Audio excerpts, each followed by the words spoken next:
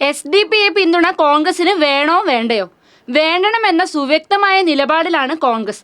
മതതീവ്രവാദികളായ SDP പിന്തുണ ഉറപ്പാക്കിയതിനു ശേഷമുള്ള തള്ളിപ്പറയൽ കോൺഗ്രസിന്റെ കാപട്യമല്ലാതെ മറ്റെന്താണ്?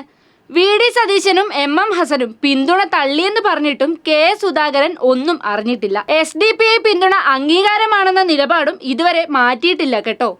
കോൺഗ്രസിനുള്ളിൽ രൂപപ്പെട്ട ആശയക്കുഴപ്പവും ഭിന്നതയും തുറന്നു കാട്ടുന്നതാണ് ഈ മലക്കമറിച്ചിലുകൾ.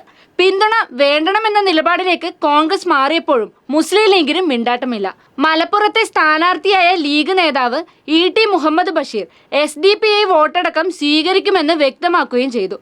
കൊല്ലത്തെ സ്ഥാനാർത്ഥിയും RSP നേതാവുമായ NK പ്രേമചന്ദ്രൻ SDP അനുകൂല നിലപാട് പരസ്യപ്പെടുത്തി. SDP പിന്തുണ ഉപേക്ഷിക്കുന്നത് ചർച്ച ചെയ്തിട്ടില്ലെന്നാണ് പ്രേമചന്ദ്രൻ പറഞ്ഞത്. ഒരു കൈകൊണ്ട് RSSനെയും മറുകൈകൊണ്ട് SDP തലോടുന്ന സതീശന്റെ സ്ട്രാറ്റജി കേരളത്തെ ശവപ്പറമ്പാക്കാനുള്ളതാണ്. ഇത് തിരിച്ചറിഞ്ഞതിനാലാണ് വലിയ പ്രതിഷേധം ഉയർന്നത്.